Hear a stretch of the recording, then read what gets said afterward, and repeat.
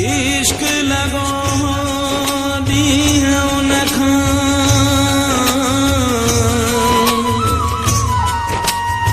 मारो अण कबूलो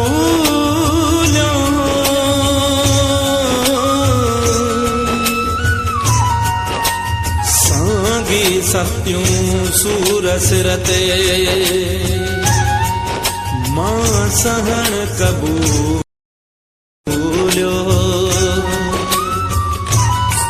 ओडींदो मौत जे मुंह में यार मुखे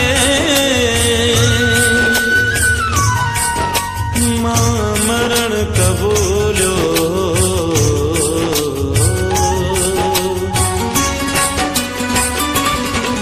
हू मुंहिंजो कॾहिं बि न थींदो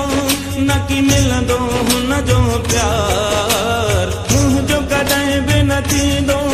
न की मिलंदो हुन जो प्यार को बि न पंहिंजे दिल खां तंहिंखे करे सघां थो दार किस्मत मजबूर कयो मोहब्बत मजबूर कयो किस्मत मजबूर कयो मोहब्बत मजबूर कयो हू मुंहिंजो कॾहिं बि न थींदो न की मिलंदो हुन जो प्यार को बि न पंहिंजे दिल खां तंहिंखे करे सघां थो दार किस्मत मजबूर कयो मोहब्बत मजबूर कयो किस्मत मजबूर कयो मोहब्बत मजबूर कयो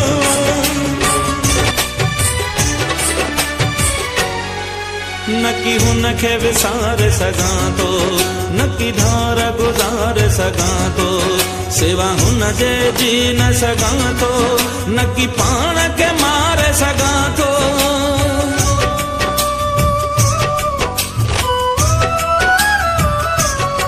न की हुन खे विसारे सघां थो न की धार गुज़ारे सघां थो सिवा हुन जे जी न सघां थो न की पाण खे मारे सघां थो मिली जंहिंजे तरफ़ां मूंखे हीअ लुड़कन जी आलार को बि न पंहिंजे दिल खां तंहिंखे करे सघां थो दार किस्मत मजबूर कयो मोहब्बत मजबूर कयो किस्मत मजबूर कयो मोहब्बत मजबूर कयो दिल में जो हुन खे विहारम पंहिंजो सुख ऐं चैन विञायम हुन जी चाहत में बस ही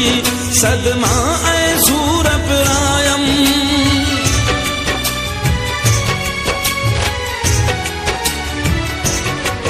दिल में जो हुन खे विहारम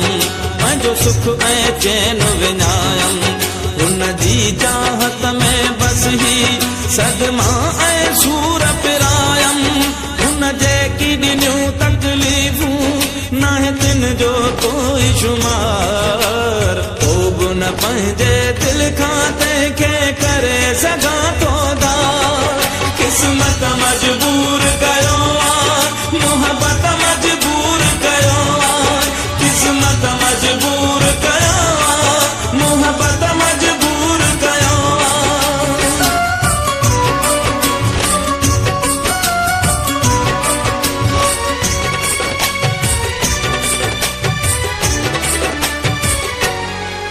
रोअण मां कुझु बि न वरंदई सभु आंसू घर में ई रहंदई हा कॾहिं ज़फ़र ज़िंदगीअ में न मुंहिंजी मोहब्बत मिलंदई